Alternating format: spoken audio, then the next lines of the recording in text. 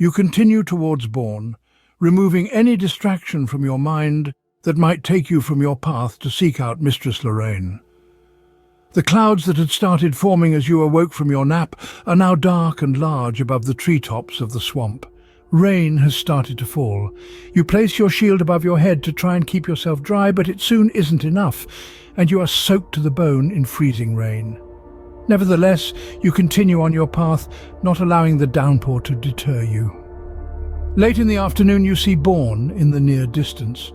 A few dozen wooden shacks and huts built up with a wooden wall built up around the perimeter. The little village hardly stands out from its swampy surroundings. You can barely feel your fingers and have long since lost feeling in your toes. The old shoes Paul traded to you gave little resistance to the water and mud that you now trudge through, ankle deep. You make it to the entrance into Bourne and see why Paul had spoken of this place with such negativity. It was a wreck. Even the small tavern you can see to your right looks like little more than a large tool shed. Maybe this isn't Bourne, you think to yourself. That notion is soon dispelled as you look up and see a sign directly above the gate that reads, Village of Bourne.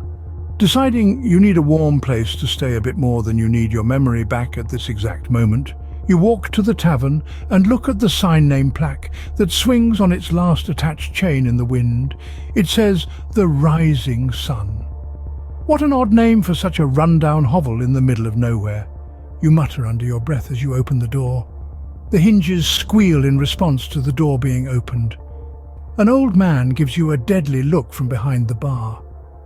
There are 3 tables which are all deserted. A 4th and smaller table lingers in the back of the room with 1 occupant. An old blind woman sipping on a tankard of ale so slowly you guess she must have started drinking it this morning. Besides that, a small fireplace puckers out its last few flames and a staircase leads to a 2nd floor. Look like damn scum you do, coming into my tavern soaking with mud and rain like a dog, the old man says from the bar in a gravelly voice. I don't suppose you'll be cleaning whatever you track in here, will you, darling? Suppose it'll fall to me. The old woman screeches at you from the back of the room. Sorry, I need a room for the night, you say in a submissive tone, taken aback by their hostility. You'll need a bath while you're at it. Those clothes will need washing too. No way you're dirtying up our rooms with your stench. 5 obols and not a copper less, the old man says, staring you down. I haven't got any money on me, you mutter, assuming that an obol is a form of currency here, or maybe the old man is just loony. Ha! Poor boy thinks we're charity workers, the old woman stammers before falling into a coughing fit. You turn to leave and the old man speaks, a tone of desperation in his voice.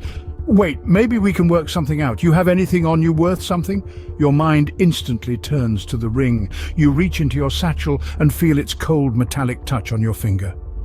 You've since grown to hate the ring almost with a passion and would be glad to have it gone. You pull it out, keeping it concealed from the old man. You hear the ring's raspy voice call to you again, this time a hint of anger rising in its tone. No, don't abandon me, put me on, don't get rid of me.